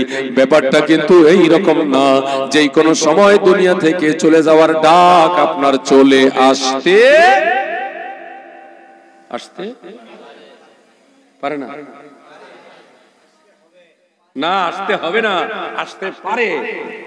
হ্যাঁ, যে কোনো সময় দুনিয়া থেকে চলে যাওয়া লাগতে পারে, পারে পারে বাবা, যে কোনো সময় দুনিয়া থেকে চলে যাওয়া লাগতে পারে। তাহলে অনেকগুলো দৃষ্টান্ত দিয়ে বুঝিয়েছি যে আপনি জমিন থেকে ফসল আনবেন, এখন ঘটকপুকুর যে বসে থাকলে কাজ হবে না, এখন কাটতে হবে সব। ঠিক রমজানে আপনাকে তারাবি পড়তে হবে, ইফতার করতে হবে, করাতে হবে, সাহরি খেতে হবে, খাওয়াতে হবে। শুধুমাত্র যদি বলেন পকেটে ভরো, পকেটে ভরো, পকেটে ভরো, জমিন থেকে তুলো, না না না, মাঝে মাঝে আবু বকর সিদ্দিকের মতো হতে হবে, মাঝে মাঝে উসমান গনি রাদিয়াল্লাহু তাআলা আনহুর মতো গাইনরা হতে হবে। ওনারা বুঝেছেন তাই খুঁজেছেন, ওনারা চিনেছেন তাই কিনেছেন, ওনারা জেনেছেন তাই মেনেছেন। এজন্য আমি বলি, যে বোঝে সে খোঁজে, যে চিনে সে কিনে, যে জানে সে মানে। ঠিক না? যে বোঝে সে খোঁজে, যে চিনে সে কিনে, যে জানে সে মানে। এই জন্য জানতে হলে, মানতে হলে, চিনতে হলে, কিনতে হলে মসজিদে আসতে হবে, মাদ্রাসায় আসতে হবে, পড়তে হবে, আলেমদের কাছে আসতে হবে। এখন আপনি মসজিদে যান, কিন্তু মসজিদে সময় দেওয়ার মতো সময় আপনার হাতে নাই। আমি আপনাদের মসজিদে আজকে আসর পড়লাম, মাগরিব পড়লাম, এশা পড়লাম, আসরের নামাজের পরে দেখলাম কয়জন আপনারা মসজিদে বসে দোয়া করলেন, দুরূদ পড়লেন, জিকির করলেন। মাগরিবের পরে দেখলাম অনেকেই আপনারা আওয়াবিন পড়েছেন, এটা দেখে আমার ভালো লেগেছে। এশার নামাজের পর আপনারা অনেকেই নফল পড়েছেন, আমি নিজেও নফল পড়লাম, বেতের পড়লাম। আপনাদের এখানে আমি সূরা ইয়াসিন তেলাওয়াত করলাম, কারণ এই এলাকায় অনেক মুর্দাবাসী আছে। আল্লাহ তাআলা যেন তাদের কবরে 10 খতম কোরআনের সওয়াব আল্লাহ পৌঁছায়া দেয়।